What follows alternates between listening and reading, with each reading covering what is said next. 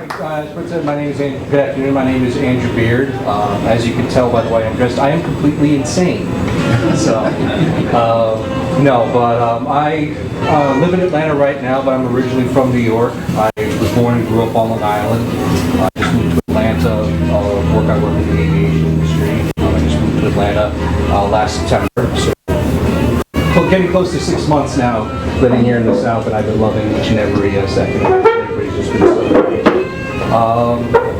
So to start off, like how I got into this, it's a very long story, so I hope you all can tolerate just my ramblings. I grew up in a household. My dad is a really big history buff. My grandfather, my dad's dad, was in the U.S. Navy during the Cold War. He was a submariner. He was a submarine captain, actually. His house, when I would go, he lived in Queens, and when I would go to his house, it was always like going to like a naval museum. Like you'd walk in through. My grandfather had all these old World War II Navy propaganda posters hanging up and pieces of submarines. He had a hatch that he was planning on turning into a doorway into his kitchen, which never happened. But and he also had a huge collection of the old World War II films, the old wartime films like Destination Tokyo, Run Silent, Run Deep, movies like that. And he and I, my grandfather, we would watch those together when I was very little, and that started to help me get into the history of World War II. And then when I was around 2002, when I was around 7 or 8 years old, my dad took me to my first American Civil War reenactment on Long Island. It was at a place called Old Bethpage Village. It's a 19th century village where they took all these 19th century buildings on Long Island that were going to be demolished. Instead, they brought them to this park, and they set up a 19th century town, and they had a Civil War reenactment. And seeing these guys wearing the uniforms and doing the battles and all that, I just became hooked. And I thought this was really, really cool. And then the following year, the same year actually, when I was at my house playing in the backyard, and I saw a B-17 Flying Fortress fly directly over my head. For those of you who are familiar with Long Island has a very proud aviation history. It was the home Grumman Aviation and Republic Aviation, which built the P-47 Thunderbolt during World War II. It was home to Mitchell Field, which is most famous for where Charles Lindbergh took off on his famous flight across the Atlantic Ocean to France. And so, I grew up, driving by, the signs for the old Grumman plant. And at Republic, where the old factory used to be, it's now one of the busiest airports in the state of New York.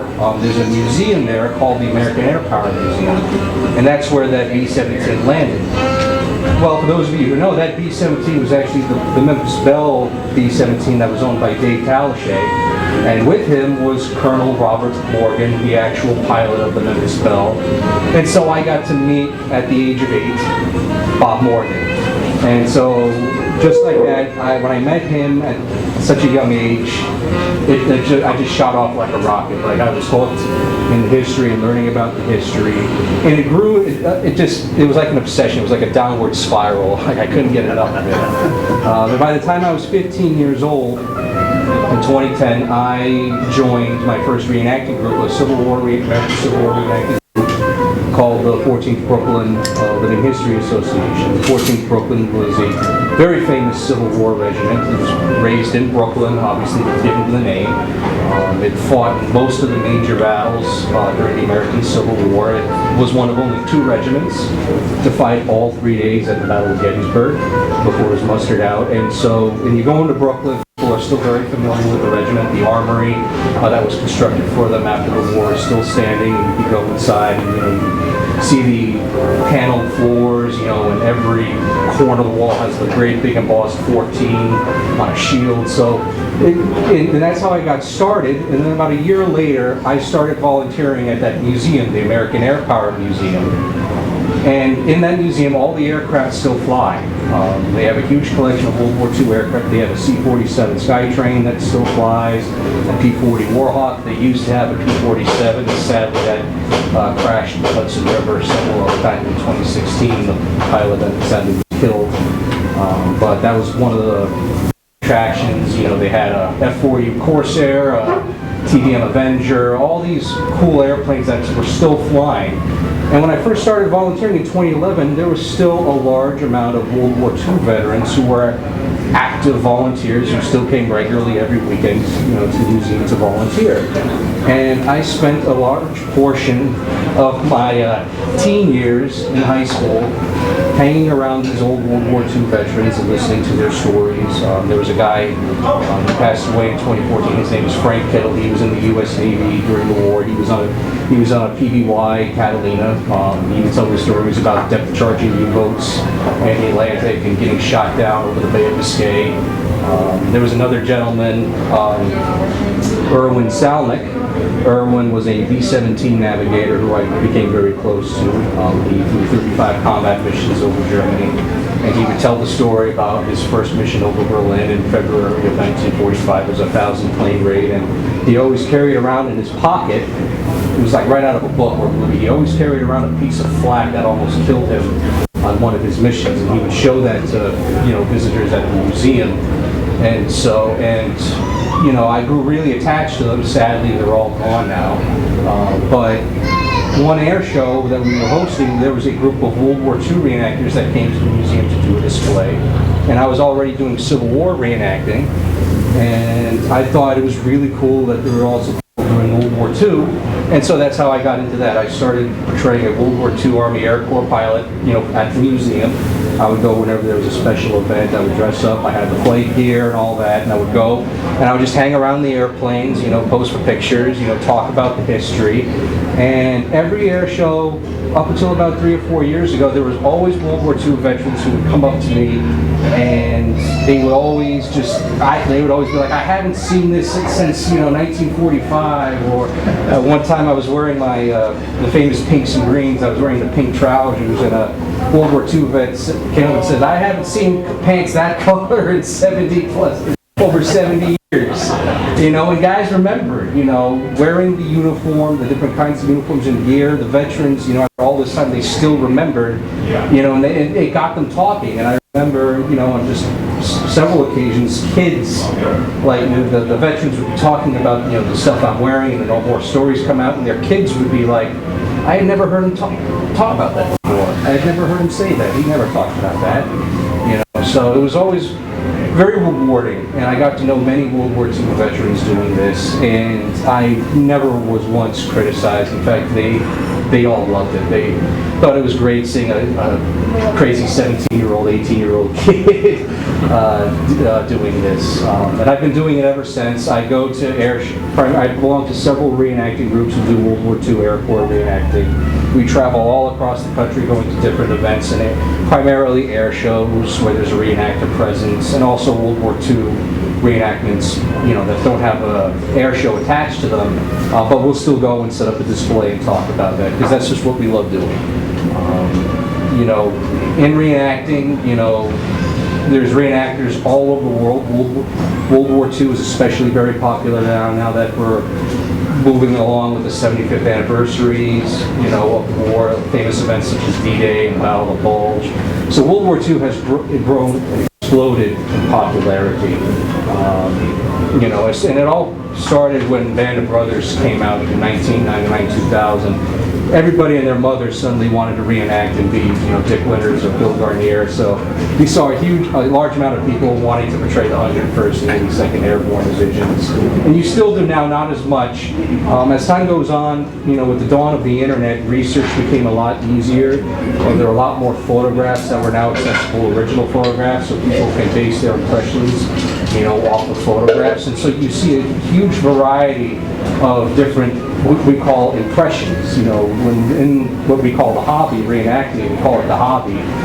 You choose, what units you want to portray. There are people who do 10 to 12 different impressions, and they'll portray like a soldier in a outfit or division during a certain time frame, because they would have had different pieces of equipment issued to them at different times, and they'll focus, they'll portray the 29th Infantry Division on D-Day, and they'll solely wear stuff they would have been wearing on D-Day. That's how crazy we all are. So, I chose to stick with Air Corps because of my passion for aviation. I love aviation. I'm a licensed private pilot. I've decided to make aviation my career. And I get enough running around doing Civil War reenacting. With World War II, I prefer staying at a hotel and going to bed at night rather than camping out on an open battlefield.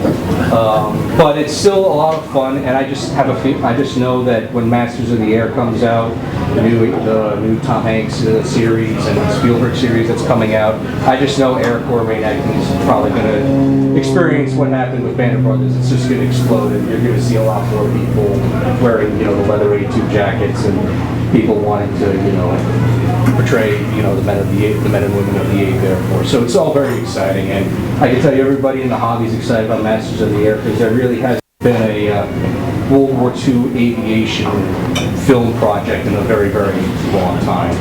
I think the last thing was George Lucas's Red Tails, and that was kind of a disaster.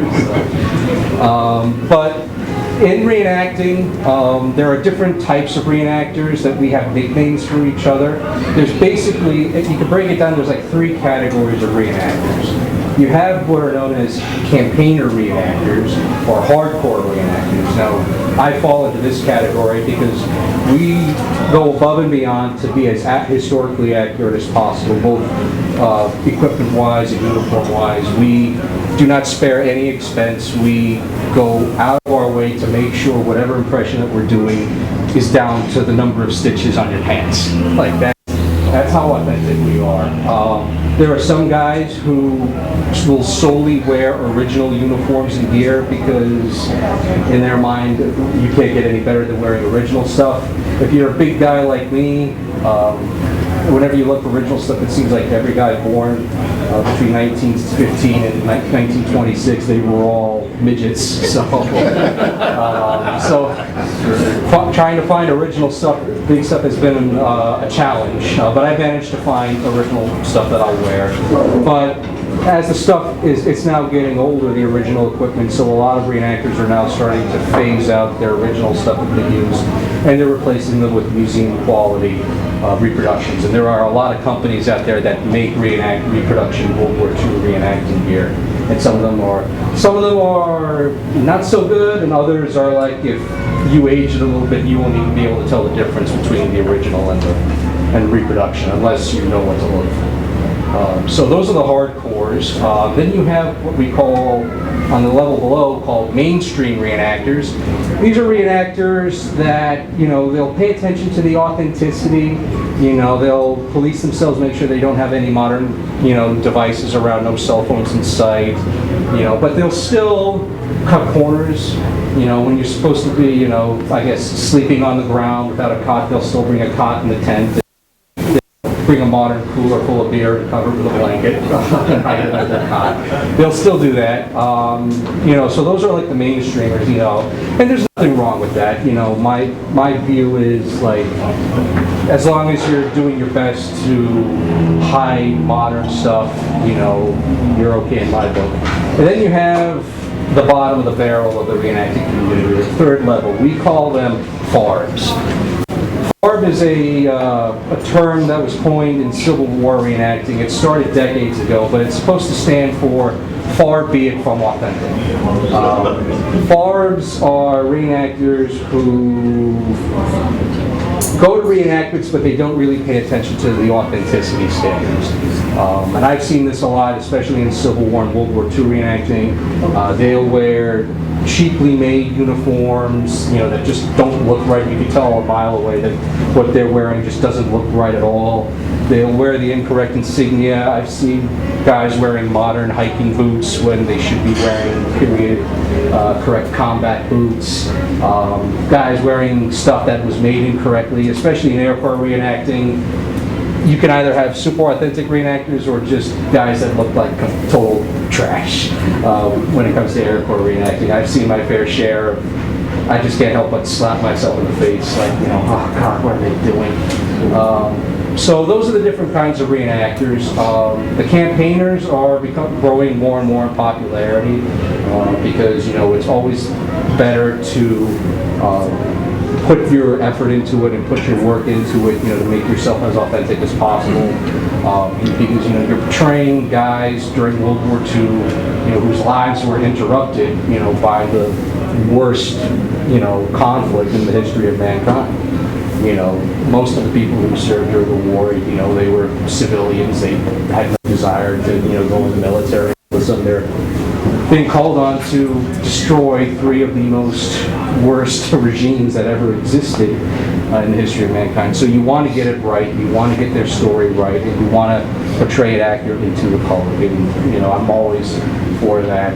We're always constantly looking at pictures, original photographs from the war of men and women, and also film footage, and what we're looking at is how are they conducting themselves in these pictures, meaning what are they wearing, what types of equipment are they wearing in the pictures and the film footage, how are they wearing it, how are they carrying themselves when they wear this stuff, because we want to replicate that, and we want to show that to people, like this is how this piece of equipment was worn, or in 1944 this unit was issued this piece of equipment, so because we're portraying that time frame, we need to make sure that everybody has this, because that's what they had and that's what they would issue and that's what they carried around.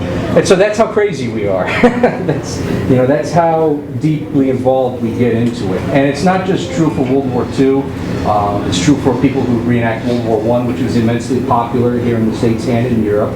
It's true for Civil War reenacting, Revolutionary War reenacting, and now you have Vietnam War reenacting, which is growing in popularity, believe it or not. There's actually groups of people that portray Vietnam War soldiers. There's a group of ex-U.S. Army helicopter pilots that actually fly Huey helicopters dressed in Vietnam War helicopter pilot gear, and they have reenactors in the helicopters, and they'll go to Oshkosh Air Show and reenact guys landing, in Vietnam and how they would, fall out of the helicopter, and that's what they do. But World War II is probably by far the most popular right now. The largest event that I ever attended for World War II reenacting must have been the Reading Air Show last year, where they had about 6,000 reenactors show up, and they portrayed all nations. You have Americans, British, Canadians, you have the Russians in one camp, you even have guys doing Italian, you guys got doing Japanese, German reenacting. You even saw guys walking around dressed as Romanians and Hungarians from World War II, which you never see or hear about, but it's still very cool to see. And what was even cooler was that those guys were actually from Romania and Hungary. So it was very, very cool to see. And in the hobby, with reenactors, I've met some of my closest friends who are reenacting, people who love it, but you also meet some interesting characters, but it's not the good kind of interesting. I have met, there's reenactors, you gotta, pick and choose like who you hang out with in the hobby. Especially true with the German reenactors who reenact German World War II. I have friends of mine who do that, and they do it simply because if you're reenacting a battle, you gotta have somebody to shoot at. So that's why they do it. But at the same German reenactors that are not doing it for the right reasons.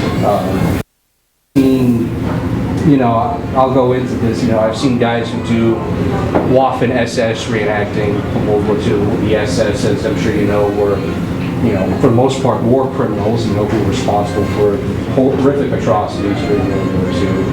And that is, one of the most popular German impressions to do in reenacting, unfortunately. And I've seen guys take, after battles and stuff, they take their jackets off and they've got Aryan Nation tattoos on their arms, and it's like, okay, now I know why you're actually doing this. So I'm going to stay away from you. But on the flip side, I have several close friends who do German. They don't do SS, but they do it because you need a guy, you need someone to shoot at. Like, you can't just have the Allies on one side run across the field shooting at nothing. Like, you got to have somebody to shoot at as you reenact. So that's what they do. And, you know, there's different battle events, you know, in Ohio. They have what's known as D-Day Ohio. There's a where they actually have who owns several LST landing craft, and they'll actually reenact D-Day. The reenactors get in the landing craft and they'll land on the beach and storm the beach, you know, and they actually have Utah Beach, Omaha Beach, you know, Sword, Golden, Juneau beaches. You know, they're very small, but, you know, they're landing, and you'll see Canadians and British, you know, and the French and the Poles, you know, on one side of the beach, and then you have the Americans landing on the other side, and they all storm across the beach, and you have the Germans up on the hill, and they actually construct replica bunkers, you know, and they actually tow in the tanks, and, you know, and they actually have a guy who owns an actual German 88 millimeter cannon that he brings and fires at the guy, fires blank shells at the guys on the beach. So you can get really, really into it. It's really easy to just, you know, fall down the rabbit hole, and, you know, 1 minute, you know, you're just getting it, you just want to buy the equipment and the uniform, and then 5 years later you're buying yourself a Willys Jeep, you know. So it's very easy to, you know, to fall down the rabbit hole. But it's a good rabbit hole in my opinion. There's another, you know, there's also a growing movement in the community. People reenact the Eastern Front during World War II. Russian reenacting is, you know, growing very popular, mainly because the Russian gear is actually cheaper than American gear to buy. It's much cheaper, and the originals are much more easier to find because the Russians just mass-produced a lot more uniforms than the Americans and the British did, so it's easier to find original Russian uniforms. And so there's actually an event in Ohio, another event in Ohio, everything's in Ohio. A guy found a property that has an abandoned factory on it, and they'll go every year in the winter and reenact the Battle of Stalingrad in this abandoned factory.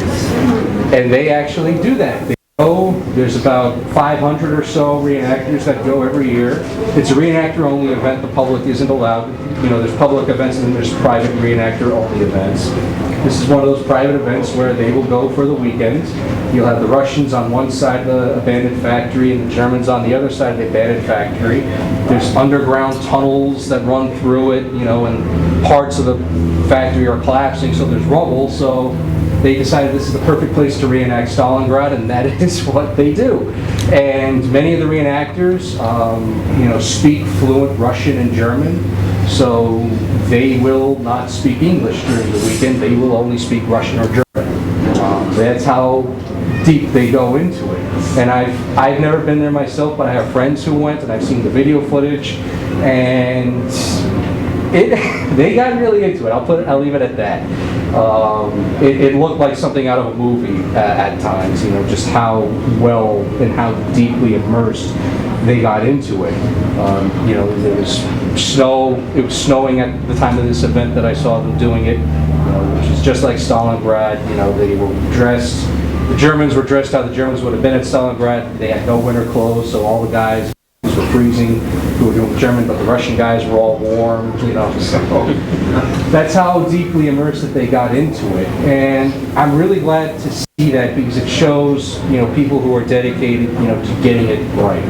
And that's what, you know, I'm all about. We just want to get it right, you know, because the last thing I've seen it at times where members of the public will look at reenactors and point out inaccuracies and things that are wrong. People know, and that's one drawback I think of reenacting is reenactors have a tendency to underestimate the knowledge that the public has of this stuff, because I've seen reenactors get called out for stuff that was wrong by members of the public. So we want to make it different. For those of you who are interested, as Brent said, I am helping organize the reenactors for the Flags for the Fallen event. We're getting about between 30 and 40 reenactors to reenact and portray the men and women of the 8th Air Force. I'm in charge of all the guys that are doing the flight crew. We also have a guy, he's a good friend of mine, he's active duty Air Force. He used to be a mechanic, he's now a recruiter, but he's in charge of all the ground crew reenactors who will be coming. A friend of mine, Molly, we're having a large female contingent of reenactors to reenact the WACs, the Women's Army Corps, who served during World War II in the 8th Air Force. They performed a lot of administrative duties. communications duties, it was just, running phone lines and things like that.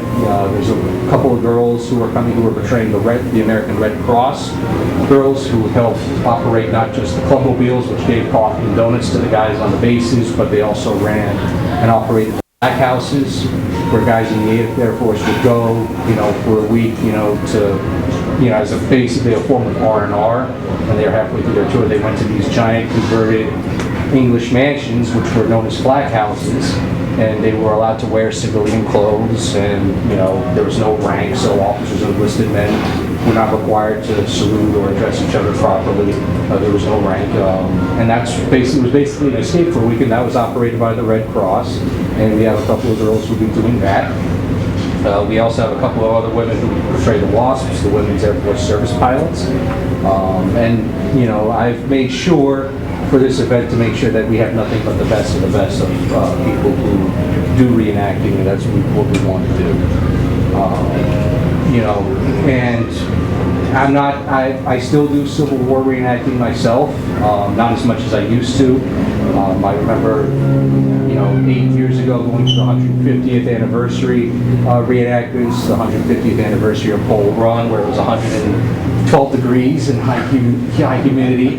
And I remember that clearly. I was 16 years old, so I didn't feel it, but a lot of the older guys certainly felt it. Just having 10,000 reenactors blast at each other in the middle of a hot field, and that weather in Virginia, was certainly a memorable experience. I remember going to the 150th anniversary of Antietam and fighting in the cornfield, reenacting the battle in the cornfield, and there's about 5,000 or so reenactors going at it inside the cornfield, and there were a number of times where I thought I actually might get hurt doing this. But that was fun, and of course the 150th anniversary of Gettysburg I went to when I did the Civil War reenacting, and there was about 15,000 reenactors for that. That was the largest event I ever did and went to, and just seeing out on the field columns and lines of thousands of guys maneuvering back and forth, and it was really a memorable experience. One of the most touching things I ever did with World War II reenacting, I was lucky enough before the pandemic, I went to England with some reenactor friends of mine for the Flying Legends Air Show at the Imperial War Museum in Duxford, England. And we went in uniform. There was a group of about 500 reenactors that would go to this air show. But at the same time, during the days before, we would go out at night in our Class A uniforms to all the old pubs where Air Force bomber crews would hang out during the war. And I remember on occasion, we were standing around, and there was this woman.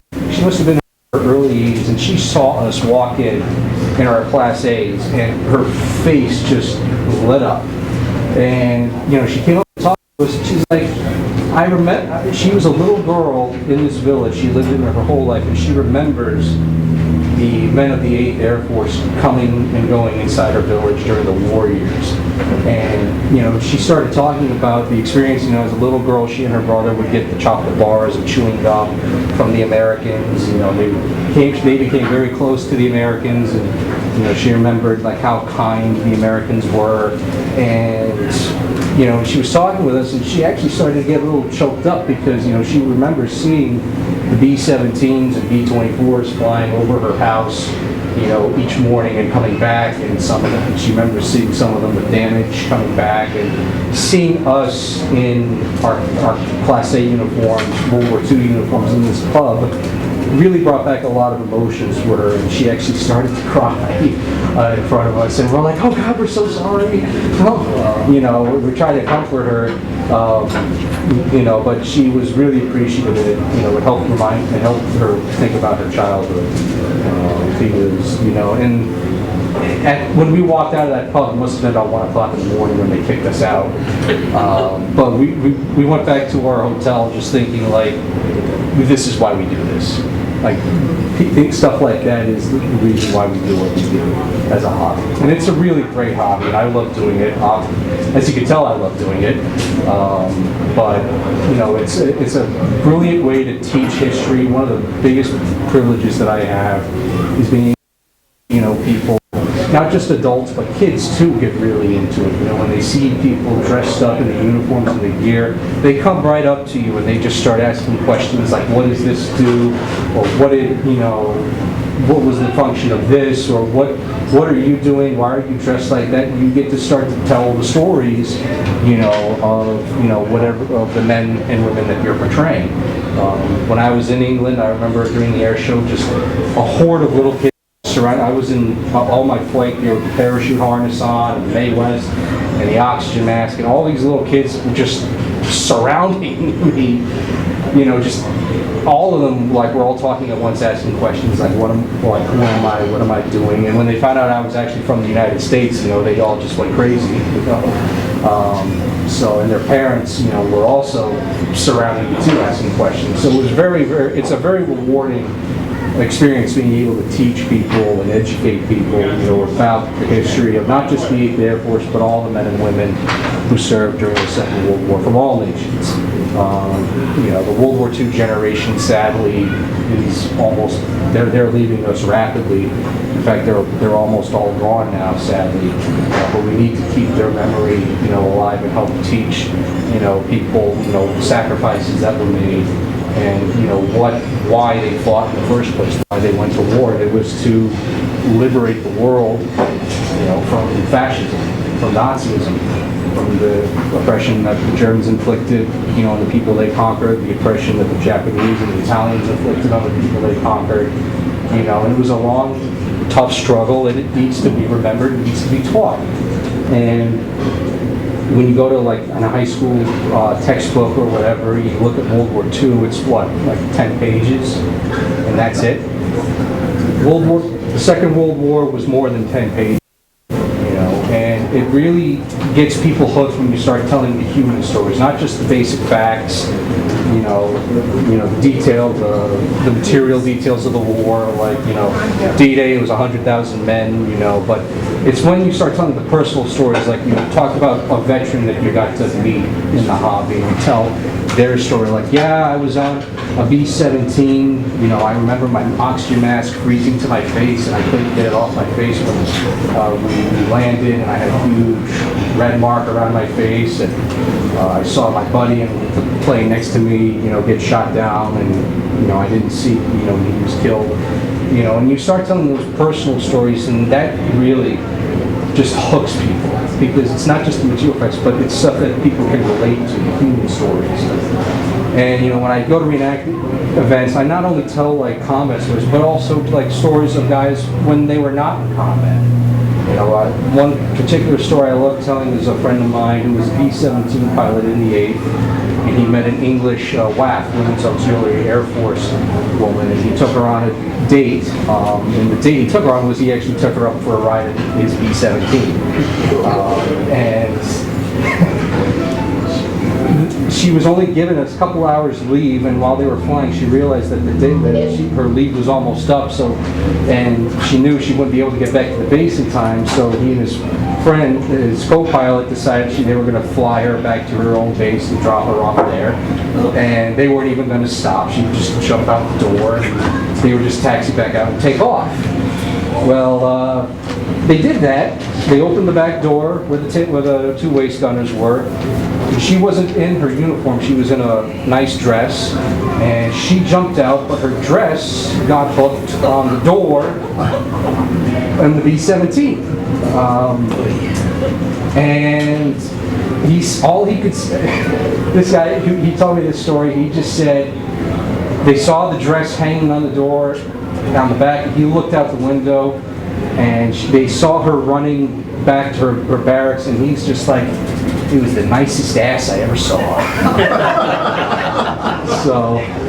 So it's story it's not just comic, but funny stories and personal stories that you hear like that just draws people in even more. And I've heard numerous stories similar to that, that just make people laugh and realize that World War II wasn't just a bunch of black and white film footage and pictures. There were people just like, people are no different today than they were back then. And the way reenactment does, it helps people remind them that they were human beings too, who had lives, who had flaws. They were there is no perfect human being, but it helps remind people of that generation's humanity. It helps remind them that they had funny experiences and terrible experiences and loving experiences, the same as we all have today. And it's one of the great rewards of being able to do this hobby, and I'm really glad to share it all with you. And I strongly, if anybody's interested, I strongly encourage you to come to Flags for the Fallen and see the reenactors out there during that weekend. It's going to be a great time, especially now that we're starting to come out of the pandemic finally. It hit the reenacting community hard. A lot of events, big events, had to be canceled because of the pandemic. We didn't want to get people sick as a result of it. So people are itching for new events, to go to new things. So I've had nothing but a tremendous positive response from the reenactors I've asked to come. So if you come to Flags for the Fallen, I want to tell you, you won't be disappointed at all. You'll be glad that you came. Yes? You refer to yourself as crazy, but it's good crazy. Yes. It's good to see the younger generation continuing this on. Thank you. Yes.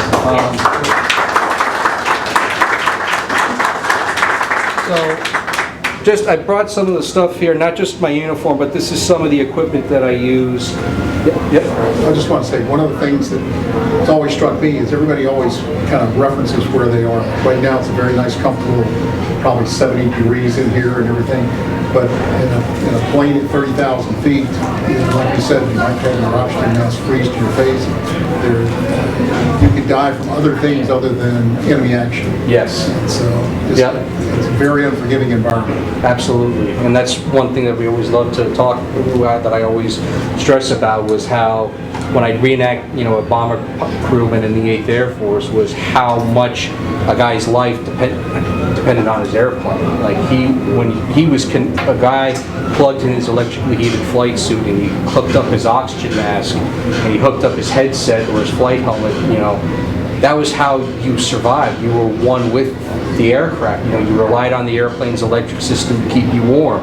You relied on the plane's oxygen system, to keep you breathing, and you relied on the intercom system, to be able to talk with your fellow crewmen so that you knew what was going on in other parts of the plane. If somebody had any trouble or anything, you were able to hear and, go and see what the problem was, and, hopefully be able to fix it. So that's one way. That's another way I like to describe it. When a crewman hooked up inside the plane, he became one with the airplane. And that's why I feel like so many guys in the 8th who were bomber crewmen, they felt a personal attachment to their planes, to their B-17 or B-24 or their Mustang or Thunderbolt that they flew. It's a human reaction, and it's completely understandable why they would become attached like that. But as I was saying, this is just a small, tiny fraction of the stuff I've got that I use to do reenacting with. I have, my flight helmet right here that I use. This is not an original. This is actually a reproduction helmet. Original flight helmets are made of the shearling, and unfortunately, shearling deteriorates a lot as the years go by. I have originals in my collection that are display only. I don't take those out anywhere. This is what I use for reenacting. And what I did was, I see on a lot of originals, guys, when they were issued their flight helmets, and especially in the early part, they did not have ear cups attached to them for their headsets, for their earphones. They had to put those on themselves. So you see a large variety of different types of ear cups that they were using, to attach their headsets to. And one of the popular ones I saw was they would take the rubber cups off of the headsets that they wore, and then they would cut a hole and sew them into the flight helmet. And I've seen that a lot, and that's what I decided to do with this one when I got it, because nobody else does it. So I figured I'll be the young guy out that does that. But that's what I did here. The oxygen mask that I use, this is actually an original wartime oxygen mask that I found. And it has the microphone attached to it, so that way you can actually talk to other crewmen. You had two types of microphones that were used by bomber crews. You had throat mic, which went around your throat, but then you had the microphones that went inside your masks, and that's what I used for this one. And it's a very simple way to, Now, it's very simple. All you do is just hook it up like this, you know, and you just plug it into the oxygen system of the plane, and this will plug into the interphone system so you can talk. And when I'm doing reenacting, I can make faces at, you know, members of the public, and they won't even know I'm doing it. So. But you know, there's a bunch of different, and you know, another thing is, like I said before, like with reenacting, we make an effort to make sure we have the right types of equipment for the right time frames that we're, you know, portraying. Because during the war, equipment was always, you know, upgraded and new variations came out. So when we're portraying a specific time frame, we want to make sure that we have the right types of equipment that would have been used at that time. This flight helmet was like an early war type of flight helmet that was used. Later on, the Air Corps came out with flight helmets that had ear cups already installed on the helmets. Those came out more like towards the end of the war in 1944, 1945. So if you're portraying a guy in the 8th who's flying in 1943, that helmet isn't correct. You wouldn't have had that type of flight helmet at that time. So that's one of the ways that we really try to make an effort, you know, to be correct there. Right here is my original Mae West Life Preserver. This is an original. This is known as the Type B4. There were two types of Mae Wests that were used by the Army Air Corps in World War II. You had the Type B3, which is similar to this, except it was made of a much softer material, and instead of this patch right here, it was actually made of leather instead of the same material as the Mae West was. This one is dated September of 1943. This is the B4 was used by extensively by the men of the 8th Air Force who were flying. This one is perfect for, like, if I'm portraying a guy flying basically from 1943 towards the end of the war. And this is what I use. This is, as I said before, this is a really nice original that's in really good condition, you know, for being, you know, almost 80 years old. So there are companies that make reproduction Mae West Life Preservers. I have one. It's not as, it doesn't look as nice as the original, though. I'll put it that way.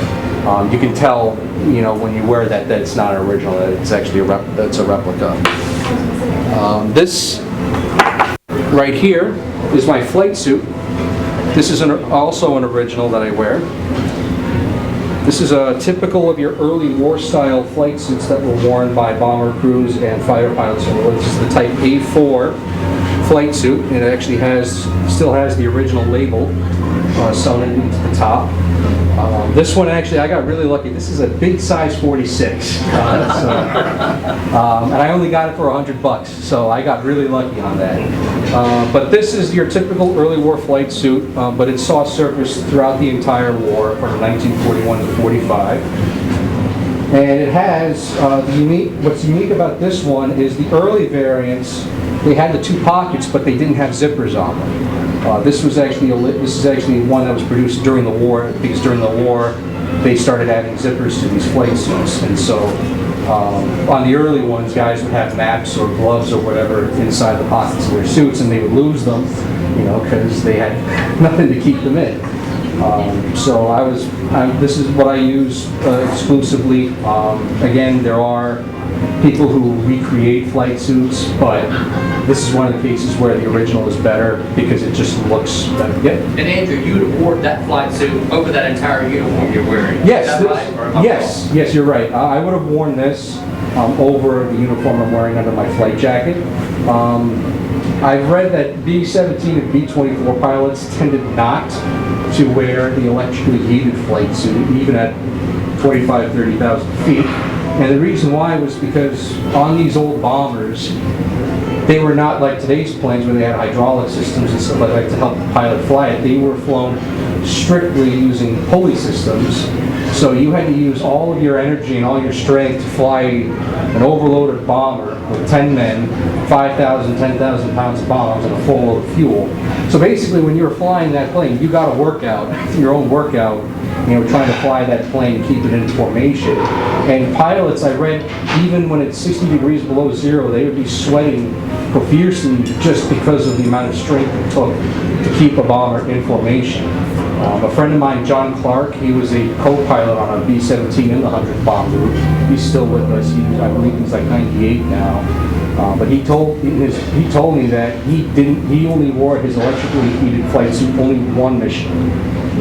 He stopped wearing it because he got too hot when it was 60 degrees below zero inside his plane. He got too hot wearing it, and I was blown away by that. And he's like, and then he explained, my biceps, grew in size, during his combat tour because just the amount of strength it took to fly one of those old airplanes. So when I reenact and I portray a bomber pilot, I don't wear an electrically heated suit. But guys, friends of mine who portray waist gunners or ball turret gunners, they all have electrically heated flight suits that they wear.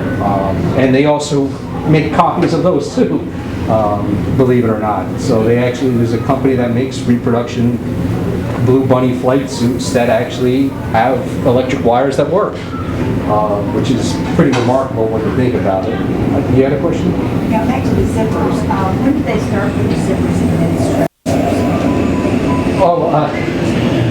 About 1943 or so. Because I wonder because I sometimes see the zippers and I sometimes see the buttons. My father wore his shoes with our when he was in the reserves after the war. And it had buttons.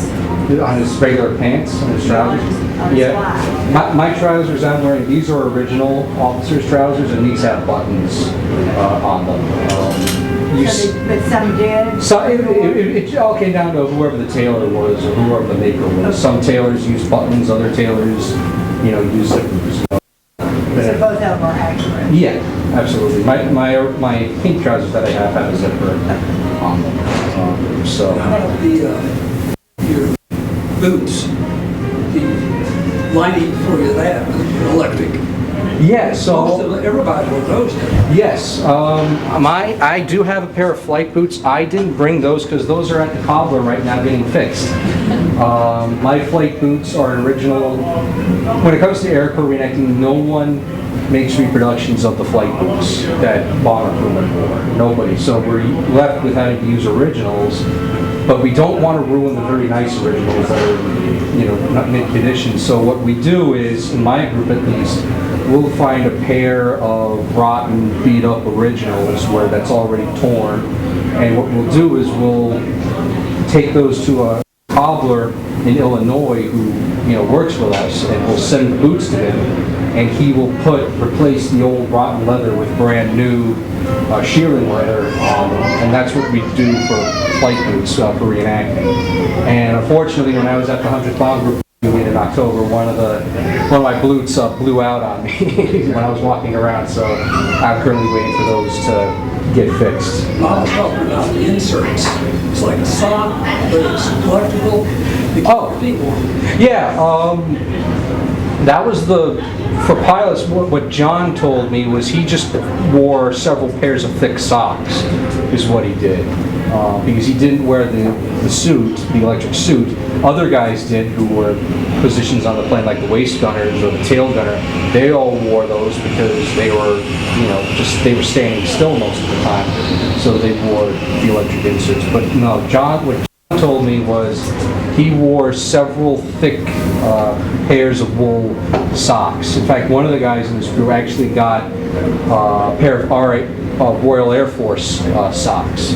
The Royal Air Force, they had a pair of flight boots that were very tall. They actually came up to your knee almost. And they had a pair of you ever see those socks like hunters wore with their goulashes or whatever? Like they come up to your knee, those thick wool ones. Well, that's what the Royal Air Force used. And John, his pilot, that's what he wore. He wore 3 pairs of those under his flight boots, to keep his feet warm. So I hope that answers your question. Yeah, I got a reproduction. Oh, yeah? Yeah. And so that's that, but I do have also my gloves that I use when I, do reenactments. These are reproductions. I don't use original gloves because I don't want to risk, the 80-year-old stitching, tearing on me. There are several companies that reproduce World War II flight jackets and gloves. This pair was made by a company called Buzz Rickson, and he's actually based in Japan. Believe it or not, World War II flight jackets and World War II apparel is very, very popular in Japan, believe it or not. I've seen lots of pictures of Japanese people wearing A2 jackets, like the one I'm wearing now, and shirts and stuff like that. And I was actually quite surprised to see how popular that was. But it is, and he makes really, really accurate flight gloves, and that's who I got these from. And I have an original pair just like these, and I compared them side by side. And other than the fact that these were made last year, and my original gloves were made 80 years ago, you could barely tell the difference, actually. So that's it. Was there a big difference between the 17 uniforms and equipment as compared to the 24s? They use the same. Exactly the same? Exactly the same. Okay. Yep. And then, look, the A2 jacket, I see them getting off the planes and they have fur around their neck. So that's actually a different kind of jacket. Okay. That's not. What is that called? That's the B3 jacket. B3, okay. So A2 jackets, the one I'm wearing, this was designed as it's called in the Army Air Force terminology, it's an intermediate weather flying jacket. It's meant to be worn in moderate to slightly cold temperatures. It wasn't meant to be worn, when it's 60 below zero. But pilots, they still wore their A2s at that altitude because they couldn't fit in the cockpit with those thick fur-lined B3 jackets. The A2s were made out of two types of leathers. They were made out of either horsehide or they were made out of goat skin. Those were the two leathers that were used for A2s. The B3 jackets were fleece-lined jackets. They were made, with using sheepskin, and that's what they used. And those were the ones with those big fur collars and the fur linings. And those were more used by guys other than pilots. Those were used by like the gunners who were in the open windows of B-17 and B-24s. They were used by like bombardiers and navigators who were all the way up in the nose, where it was freezing cold, where they were not in an airplane. They were standing still or sitting still, all of and they were basically in the same position, for however long their mission was. So that's I hope that answers your question. Yeah. Yeah, just a comment and then a question. One thing I'd like everybody to kind of realize, last year when we did flags for the fall, it was the inaugural year, and it was spectacular. It was beyond our greatest anticipation, really. But it was really just 26,000 static 48-star flags, right? Well, this year, we're enhancing the program. Brent already mentioned the recorded voices that played. Actually, there'll be a musical background with those things as well. We're also having the commemorative Air Force there with the Texas Raider 17 and possibly a P-51. The airport is just right next to the museum, really. It's just one exit up on the highway. So we'll have B-17 flying over the 26,000 flags, P-51 probably, the names, and then, the reenactors. And I was working with Roger Strackley on the Flag Law Committee, thinking about what about reenactors? And what like you mentioned, Andrew, there's that third tier of reenactors you're always worried about. Farms. Yeah, farms. Is this a good idea? Is this, man, I don't know about this, but with working with Andrew and his team, the professionalism and the amount of effort you go through to protect your craft, it just blew us away.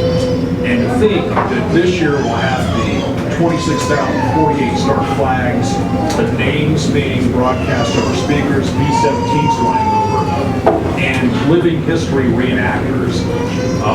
I work on a project every day, so I'm a little desensitized from it, but I have a feeling it's probably going to be very, very emotional. And I think what you guys bring is fabulous, and it's really going to up the game this year. So that was my comment. The question is, out of your entire collection, what is your most prized item and why? Oh, jeez. That's a tough one. Because in my collection, I've gotten to the point where I'm only collecting stuff that's either named and I can know the story behind that piece. I'm going to say there's a couple of things. One is I recently acquired the flight helmet, just like the one I have, an original, with the original oxygen mask from the son of a B-17 navigator in the 8th Air Force. This gentleman was a captain, he was a navigator, he did 2 tours with the 8th, 50 missions, and that was the flight helmet and the oxygen mask that he wore on all those missions. And one of those missions was D-Day.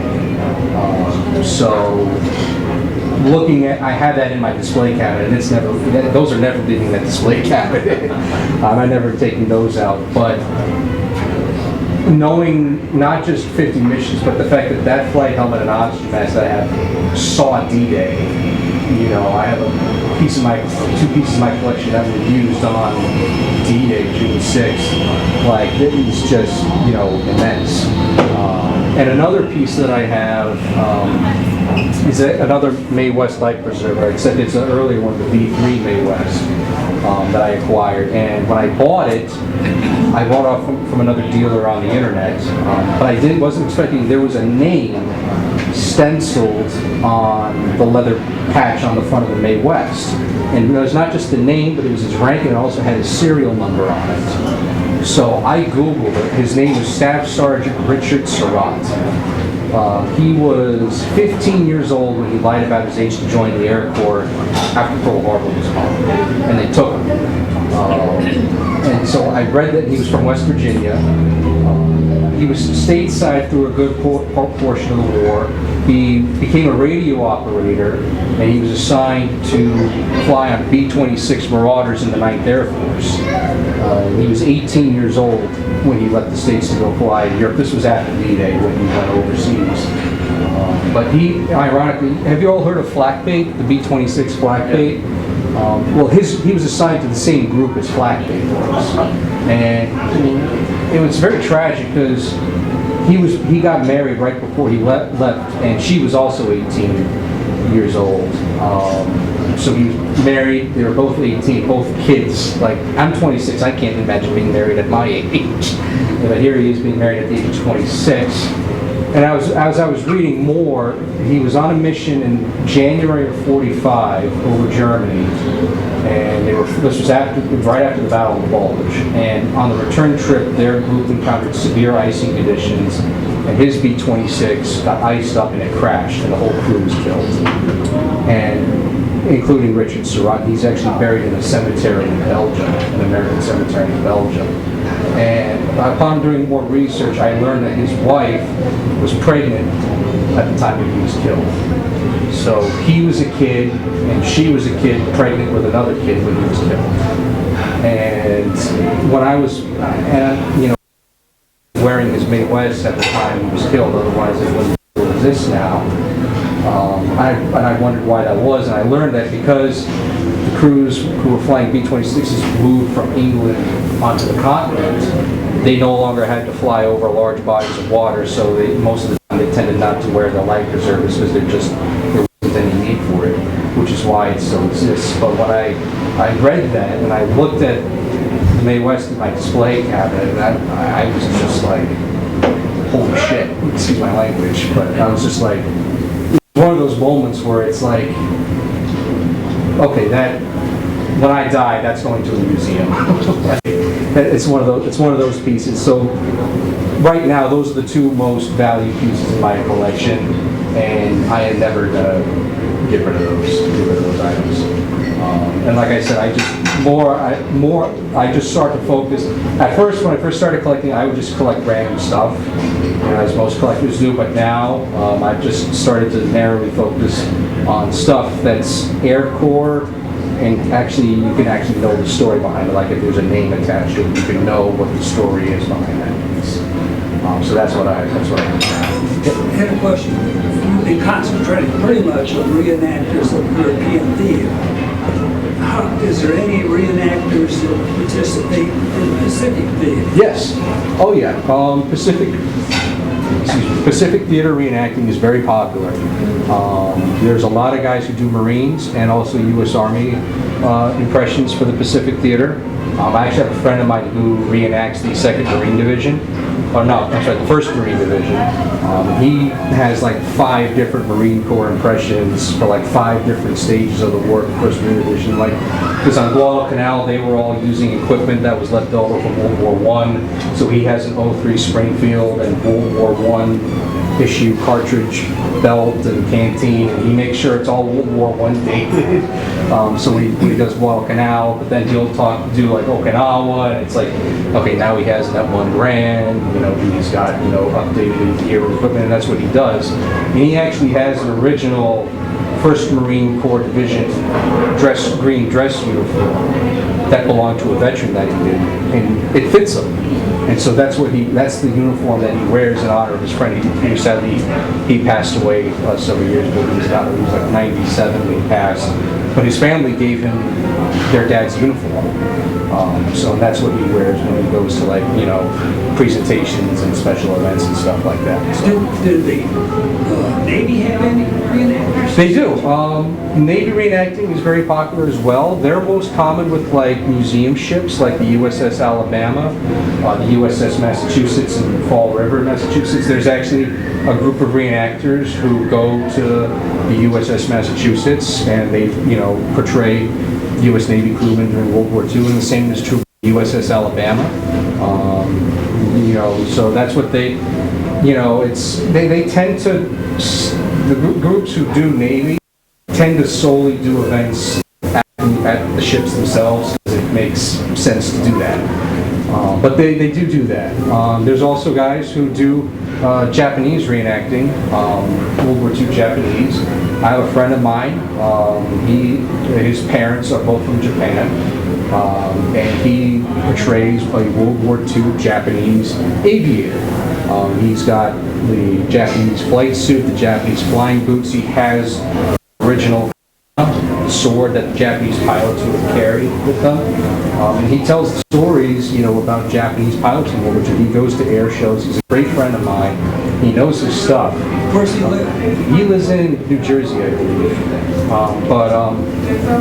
You know, he in one of the things, it's been several years since I've seen him, but last time I saw him, he was portraying a kamikaze pilot. He was a gentleman he knew who was 17 years old, and he was selected to become a kamikaze pilot. And the war ended before he could, you know, kill himself.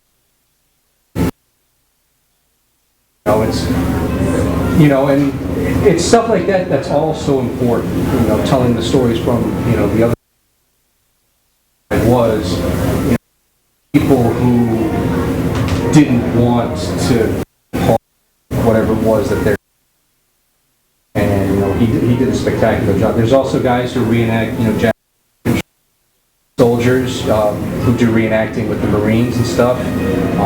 At this Reading Air Show, they actually have a mock-up of the top of Mount Cervacci, and they'll have the guys go up and recreate the raising of the flag. So they get really into it.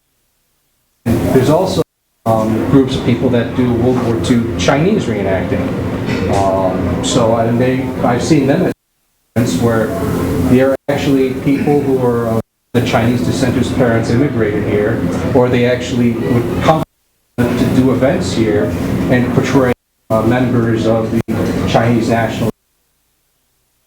You know, before World War II, there was the Civil War going on in China between the communists and the nationalists, and when the Japanese invaded, the communists retreated into the mountains, and the nationalists were left to do most of the fighting against the Japanese, and that's what they were doing. That's what they were recreating, and you know, I was blown away by like their dedication to telling that story, because that's one story you rarely ever hear about. So Pacific reenacting is definitely not forgotten. It is right alongside, you know, European theater reenacting in terms of popularity. Yep. My wife is very supportive of my writing. She's very patient with my collecting, but she drew the line with reenacting for me, so I had to live through you. In my travels around the world, I have actually encountered people that don't call it reenacting. They live in that era full-time. Have you come across people like that? Yes, and I tend to stay away from them. They are a little different. Yeah, you know, especially with Civil War reenacting too. Like I've encountered people who like reenact, you know, Southern rebels for Civil War reenacting, and a guy who actually believed he was like a reincarnated rebel soldier, and it's just like, oh, for crying out loud, seriously. But yeah, like I said, I've met a lot of great people in the hobby, but like everything else, there's a certain minority of people that you just steer clear from. You know, but yes, I've known several people who not only do reenacting, you know, as a hobby, but they full-time will dress in vintage clothing and they'll model their homes after like they'll only have like 1940s furniture and stuff inside their homes. And, you know, they'll only wear authentic 1940s, 80-year-old clothing, and me, I can never go that far. I like my air conditioning and my blue jeans. Saying is reenactors have their Trekkies, right? Yes, yes, pretty much. You were talking about the bunkers during the Yes, and where I live, we were 14 miles from the center of London, but there was an airfield close to us too, and they built these bunkers all over the field. And then at the end of the war, as little kids, we used to play in those bunkers. Yep. We thought that was great. Yeah, there's actually a group in Europe called the 2nd Armored Division Reenacting. And before COVID, every year they would actually retrace the path that the 2nd Armored Division followed during World War II in France and Belgium and in Germany. They would get about 1,000 guys, about 500 guys from all over the world to come, and basically they had Sherman tanks, they had half tracks and deuce and a half trucks and jeeps, and they would follow the same exact routes that the 2nd Armored Division followed during World War II, and they would actually reenact, you know, the skirmishes and battles that they encountered along the way in the same exact spots on the same locations. So when they would be reenacting, they would be driving, all of a sudden they'd started hearing shots going off along the road. Well, that was actually the actual spots where, you know, in the unit histories where they would actually encounter, you know, German enemy action. So they were actually reenacting on the battlegrounds. They did, two friends of mine, I was very jealous of them. Two friends of mine from reenacting here in the States, they went and joined them, and they actually went from France into Belgium, and then they went down and they entered Czechoslovakia following the same. They spent about a month doing this. They took a month off from work to do this, and I was very lucky they were very lucky, and I was very envious. But they followed the same exact route they followed, and then they went into this village in the Czech Republic, and they're driving through, and all of a sudden, all of the citizens, the citizens were kind of expecting it, but just like during the war, all of the citizens of this village came out and started greeting the American reenactors coming through. They were waving Czech flags and American flags. They were climbing up on the tanks and the half tracks, and there were also people who were alive during the time when their village was liberated, who came out to see the American reenactors going through. And so that was a very remarkable experience. Yeah. Have you seen the movie Monuments Men? Yes. Yes, I have. Do you tell people, especially students, that when the Americans found something valuable, it went back to the country that it came from? The Germans and the Russians took it to their house. I never really talked about that because my specialty is with talking about the Air Corps, the Army Air Corps during the war. I haven't met anybody that recreate or reenacts the monuments. They weren't called the monuments men during the war. There was, I forget what it was, there was a special designation for them. But I wouldn't be surprised if in the next year, in the future, someone actually decides that that's something they want to do. There's many unique different impressions that people do with reenacting. There's guys who reenact the Graves registration of battalions. These were the guys who would, after a battle was over, they would be assigned to collect the bodies off the battlefields and identify them and bury them. And a couple friends of mine do that. They'll set up a display and they'll actually have with dog tags nailed to them, and that's what they will just talk to the public about. And there's also friends of mine who reenact, the segregated units during World War II, like the 761st Tank Battalion, which is a segregated all-black tank battalion that fought, and they reenact them, and they also reenact the segregated, the Red Ball Express or whatever it was, the transportation, the trucks, those were all driven by, those were all segregated units. But I have a friend of mine who owns a Deuce and a Half, and his impression is a black truck driver in the Army doing it for the Red Ball Express.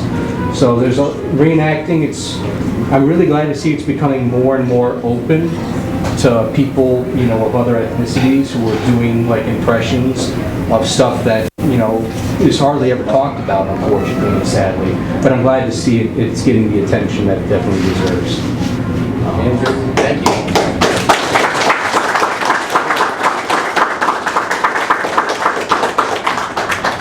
Andrew, I think you struck a nerve. I had such interest in so many great questions and a great job of going over it too. I tell you, 25 years from now, if I see someone reenacting Desert Storm, Bosnia, Iraq, things I flew in, I would be absolutely honored. Yeah. So I am absolutely honored that I wish the World War II veterans that started this chapter could be here today. And I was thinking about it, that I don't think they ever envisioned a young man like yourself bringing the gear, wearing the gear, telling the story in a very tangible way, taking it to the next generation. Because I know I'm a type of person, I love slides, I love briefing things, but if it's something I can see, touch, that is just so much more real.